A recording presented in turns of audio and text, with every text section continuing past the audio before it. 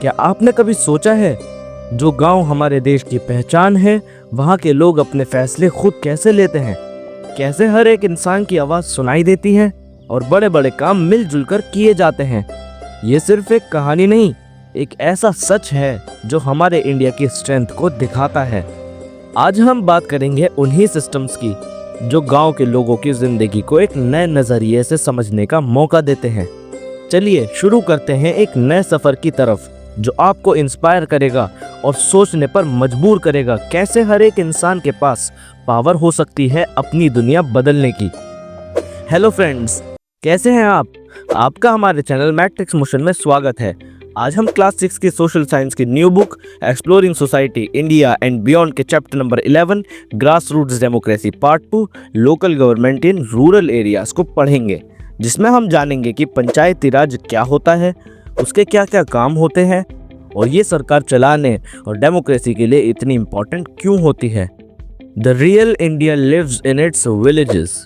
महात्मा गांधी की ये लाइन हमें याद दिलाती है कि भारत की असली शक्ति उसके गांव में बसती है। जब गांव के लोग अपने फैसले खुद लेते हैं तभी देश की सही तरक्की होती है। पंचायती राज सिस्टम इसलिए बना ताकि हर व्यक्ति अपने गांव के विकास में अपना योगदान दे और अपनी समस्याओं का हल खुद ढूंढ सके। गांव के लोगों की ये शक्ति ही भारत की असली पहचान है। अब हम समझते हैं रूरल एरियाज में लोकल गवर्नमेंट कैसे काम करती है। इंडिया एक बहुत बड़ी और डाइवर्स कंट्री है जिसमें लगभग 6 लाख गांव हैं और हमारी 1.4 बिलियन पॉपुलेशन का 2/3 गांव में रहता है। सो क्वेश्चन ये है कि इस कॉम्प्लेक्स सोसाइटी को कैसे गवर्न किया जाता है। चलिए एक छोटी सी जर्नी करते हैं लक्ष्मणपुर गांव की तरफ, जो एक छोटा सा गांव है हिमालयास की फुटहिल्स में। इस गांव में सिर्फ 200 घर हैं और 700 लोग रहते हैं जो मोस्टली किसान हैं। गांव की नीड्स सिंपल लग सकती हैं, जैसे खेतों के लिए पानी, रोड्स की रिपेयर या स्कूल्स की मेंटेनेंस, पर इन सब के लिए डिसीजंस कैसे लिए जाते हैं। अगर कोई लैंड डिस्प्यूट हो या फसल चोरी हो जाए तो क्या हर बार स्टेट या नेशनल कैपिटल जा सकते हैं? इसका जवाब है लोकल सेल्फ गवर्नमेंट, जो ग्रास रूट्स लेवल पर गांव के लोगों को एम्पावर करता है ताकि वो अपनी प्रॉब्लम सॉल्व कर सकें। तो चलिए इस इंटरेस्टिंग टॉपिक को और डिटेल में समझते हैं। पंचायती राज सिस्टम। चलिए अब समझते हैं पंचायती राज सिस्टम के बारे में, जो रूरल एरियाज या गांव देहात में लोकल गवर्नेंस की एक पावरफुल एग्जांपल है। लक्ष्मणपुर गांव की तरह हर इंडियन विलेज में एक लोकल गवर्नमेंट होती है जिसे पंचायत कहा जाता है। ये एक विलेज काउंसिल होती है जो सरकार को लोगों के करीब लाती है ताकि गांव के लोग अपने डिसीजंस में एक्टिवली पार्टिसिपेट कर सकें। इसीलिए पंचायत सिस्टम को सेल्फ गवर्नमेंट का एक इम्पॉर्टेंट फॉर्म माना जाता है। पंचायत का रोल बहुत सिग्निफिकेंट है। ये लोकल इश्यूज सॉल्व करती हैं, गांव के डेवलपमेंट को प्रमोट करती हैं और गवर्नमेंट स्कीम्स का बेनिफिट ग्रास रूट्स तक मींस हर एक तक पहुंचाती हैं। पंचायती राज सिस्टम 3 लेवल पर काम करती है, विलेज लेवल, ब्लॉक लेवल और डिस्ट्रिक्ट लेवल। इसलिए इसे 3 टायर सिस्टम कहा जाता है। ये system agriculture, housing, roads, water resources, education, health care and social welfare जैसे ऑलमोस्ट हर एरिया को कवर करती है।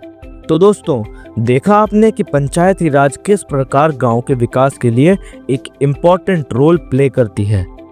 ग्राम पंचायत। चलिए अब हम बात करते हैं ग्राम पंचायत की, जो पंचायती राज सिस्टम का सबसे नीचे वाला लेवल होता है और गांव के लोगों के सबसे करीब होता है। ग्राम पंचायत के सदस्य ग्राम सभा द्वारा सीधे चुनकर आते हैं। ग्राम सभा एक ऐसी सभा होती है जिसमें गांव या आसपास के गांव के सभी वोटर, महिलाएं और पुरुष शामिल होते हैं। यहाँ सभी एरिया से जुड़ी बातों और मुद्दों पर चर्चा की जाती है और फैसले लेते हैं। हर ग्राम पंचायत में एक मुख्य या अध्यक्ष होता है जिसे सरपंच या प्रधान कहते हैं। आजकल ज़्यादा से ज़्यादा महिलाएं भी सरपंच के रूप में चुनकर आ रही हैं, जो एक पॉजिटिव चेंज है। ग्राम पंचायत को एक पंचायत सेक्रेटरी की मदद मिलती है जो एडमिनिस्ट्रेटिव फंक्शंस जैसे मीटिंग बुलाने और रिकॉर्ड्स मेंटेन करने जैसे इम्पोर्टेंट काम करता है। साथ ही कई जगहों पर पटवारी भी होता है जो लोगों के ज़मीन के रिकॉर्ड संभालता है। कहीं कहीं पटवारी के पास पुराने मैप्स भी होते हैं जो कई जनरेशन्स पुराने होते हैं। तो ग्राम पंचायत गांव की डेवलपमेंट और गवर्नेंस का एक बहुत इम्पोर्टेंट हिस्सा है। फ्रेंड्स, अब हम आपको कुछ अद्भुत सरपंचों के बारे में बताएंगे जिन्होंने अपनी लीडरशिप से अपने गांव की जिंदगी को बदल दिया। सबसे पहले बात करते हैं दिनेश्वर कांबले की, जो महाराष्ट्र के सोलापुर डिस्ट्रिक्ट के तरंगफुल गांव के सरपंच बने। दिनेश्वर कांबले एक ट्रांसजेंडर व्यक्ति हैं और उनका मोटो है लोक सेवा ग्राम सेवा, यानी गांव की सेवा ही जनता की सेवा है। कांबले ने 6 कैंडिडेट्स को हराकर सरपंच का पद जीता। अब बात करते हैं वंदना बहादुर मैदा की, जो मध्य प्रदेश के खानखंडवी गांव की पहली महिला सरपंच बनी। उन्होंने सरपंच बनकर बेसिकली पैट्रियार्कल नॉर्म्स मींस पुरुष प्रमुख व्यवस्था को तोड़ डाला। उन्होंने गांव की औरतों को सभा मीटिंग्स में बुलाया और शिक्षा और स्वच्छता जैसे महत्वपूर्ण मुद्दों को एड्रेस किया, जिससे उन्हें पूरी दुनिया में पहचान मिली।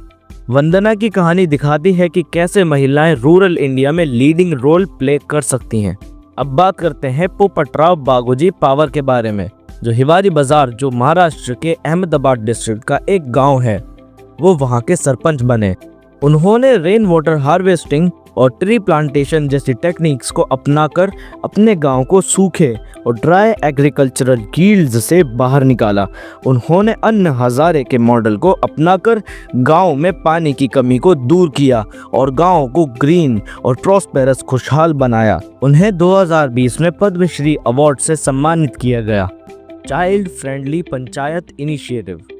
अब हम बात करेंगे एक बहुत ही इंटरेस्टिंग और इम्पोर्टेंट इनिशिएटिव के बारे में, जिसे चाइल्ड फ्रेंडली पंचायत कहा जाता है। पंचायत का काम सिर्फ बड़े लोगों की सुनना नहीं, बल्कि बच्चों की आवाज़ भी सुनना है। चाइल्ड फ्रेंडली पंचायत इनिशिएटिव का मकसद है कि बच्चों को अपने विचार और ओपिनियंस एक्सप्रेस करने का मौका मिले, खासकर उन मामलों में जो उनकी खुशी और उनकी हेल्थ से जुड़े होते हैं। इसके तहत कई राज्यों में बच्चों की भागीदारी को बढ़ावा दिया जा रहा है, जिसमें बाल सभा और बाल पंचायत के जरिए गांव के बुजुर्गों के साथ मिलकर उनके मुद्दों पर चर्चा की जाती है।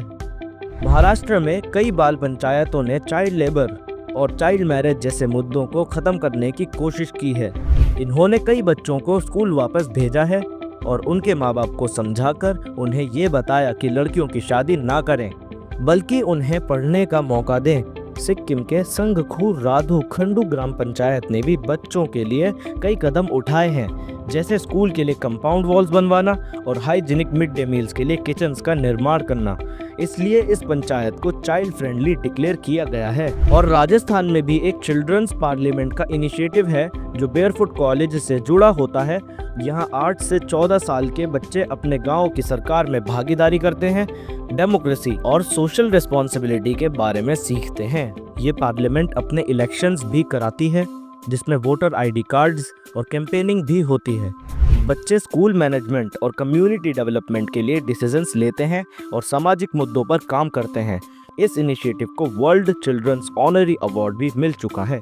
ये सभी एग्जाम्पल्स दिखाती हैं कि कैसे बच्चे भी अपनी ग्राम सभा और पंचायत में इम्पोर्टेंट रोल प्ले कर सकते हैं और अपने गांव का विकास कर सकते हैं। अब चलिए समझते हैं पंचायत समिति और जिला परिषद के बारे में, जो पंचायती राज सिस्टम के ब्लॉक और डिस्ट्रिक्ट लेवल पर काम करती हैं। ग्राम पंचायत के ऊपर ब्लॉक लेवल पर पंचायत समिति होती है, जो ग्राम पंचायत और जिला परिषद के बीच के लिंक का काम करती है। इसके सदस्य लोकल लोगों द्वारा चुने जाते हैं, लेकिन इसमें सरपंच और स्टेट लेजिस्लेटिव असेंबली के लोकल मेंबर्स भी शामिल होते हैं। पंचायत समिति का रोल हर राज्य में अलग हो सकता है, लेकिन इसका मकसद सब जगह एक ही है, लोगों की भागीदारी को मजबूत बनाना। ये ग्राम पंचायतों के डेवलपमेंट प्लान्स को इकट्ठा करके उन्हें डिस्ट्रिक्ट और स्टेट लेवल पर पेश करता है, ताकि फंड्स और गवर्नमेंट स्कीम्स जैसे प्रधानमंत्री ग्राम सड़क योजना के लिए सहायता हो। जिला परिषद, जो डिस्ट्रिक्ट लेवल पर काम करती है, पूरे क्षेत्र के विकास की जिम्मेदारी लेती है। तीनों लेवल्स पर महिलाओं के लिए 1/3 1/3 सीट्स रिजर्व्ड होती हैं और डिसएडवांटेज्ड ग्रुप्स के लिए भी एक स्पेशल प्रोविजंस होते हैं, ताकि हर किसी की आवाज़ सुनी जा सके।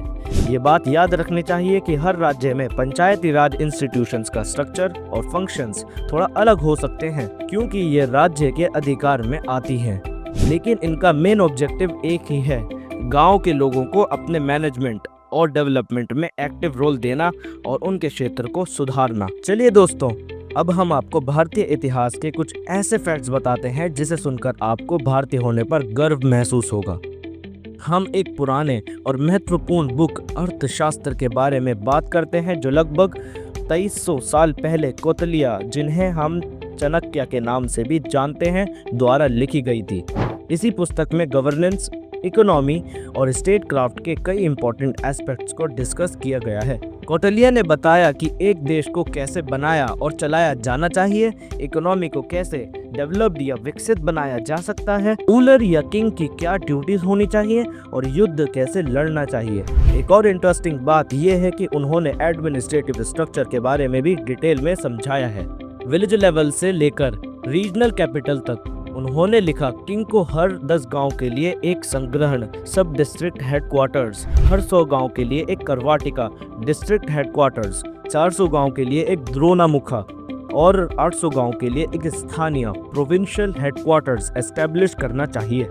ये सिस्टम दिखाता है कि कैसे प्राचीन भारत में भी लोकल गवर्नेंस और डिसेंट्रलाइजेशन काफी वेल प्लान्ड था, जो आज के पंचायती राज सिस्टम का एक बेस लगता है। तो हम कह सकते हैं कि ग्रासरूट्स डेमोक्रेसी का कॉन्सेप्ट हमारी हिस्ट्री में डीपली रूटेड है। तो दोस्तों, अब तक हमने समझा कि कैसे रूरल एरियाज में लोकल गवर्नमेंट का एक 3 टायर सिस्टम होता है जो ग्राम पंचायत, पंचायत समिति और जिला परिषद पर बेस्ड है। पंचायती राज सिस्टम में डेमोक्रेसी का मैजिक दोनों तरह से काम करता है। लोग अपने इलेक्टेड रिप्रेजेंटेटिव्स के जरिए और खुद डायरेक्ट पार्टिसिपेशन करके अपने इश्यूज सॉल्व करते हैं। सबसे खास बात यह है कि ये सिस्टम रूरल एरियाज के लोगों को एक सेल्फ गवर्नेंस का सेंस देता है, ताकि वो अपने गांव के मुद्दों को मैनेज कर सकें और एक्टिवली पार्टिसिपेट कर सकें। इस तरह पंचायती राज सिस्टम सच में ग्रासरूट्स डेमोक्रेसी का एक शानदार एग्जाम्पल है, जो हमें एक मजबूत और विकसित भारत की ओर ले जाता है। दोस्तों, आज की वीडियो में बस इतना ही।